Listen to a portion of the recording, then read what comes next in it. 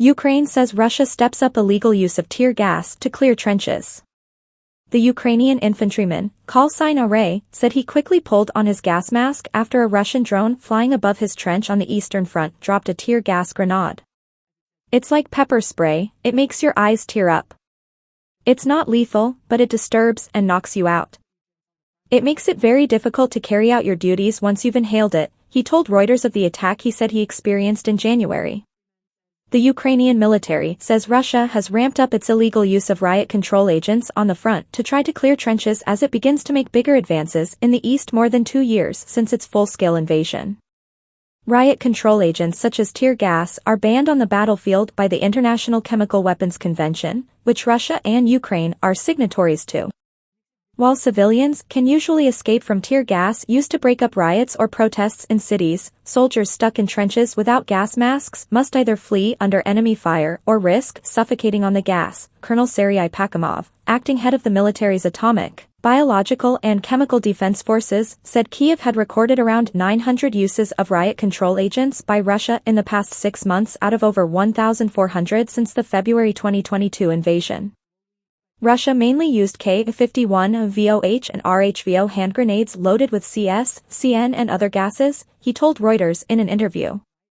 Ukraine's military previously alleged that Russian forces also used chloropicrin, which was used as poison gas in World War I. Not Russia's embassy in the Netherlands, where the Organization for the Prohibition of Chemical Weapons, OPCW, is based, said on X in January that allegations about Russia's use of grenades with CN gas use unconfirmed data. Russia's defense ministry did not respond to a request for comment for this article. Moscow previously accused Ukrainian forces of using chemical weapons, something Kyiv denies.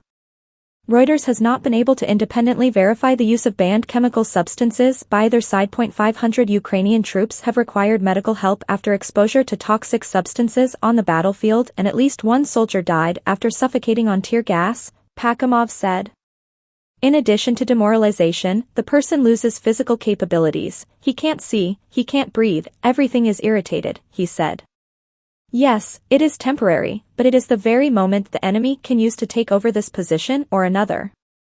The Ukrainian military is distributing gas masks and conducting drills to prepare soldiers to defend their position during such attacks.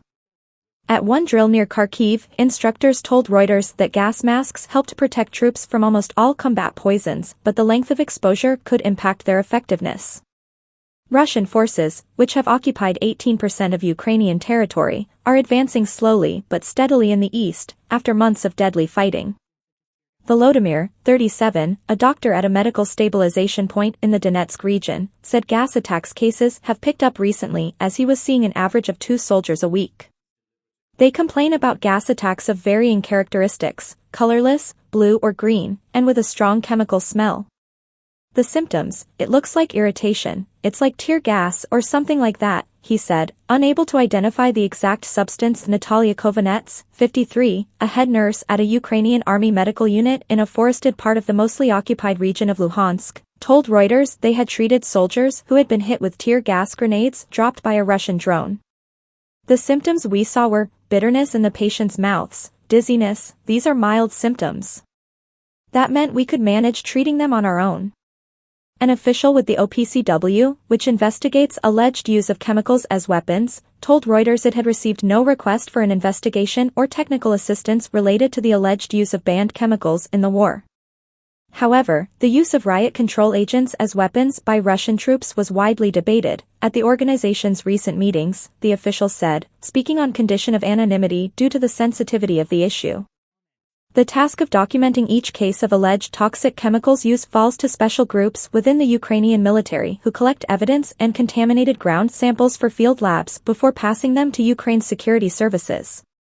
Pakhamov said that the 1,400 recorded cases is likely a considerable underestimate because heavy artillery fire and fighting often prevents the groups from visiting trenches, making documentation and accountability harder to achieve.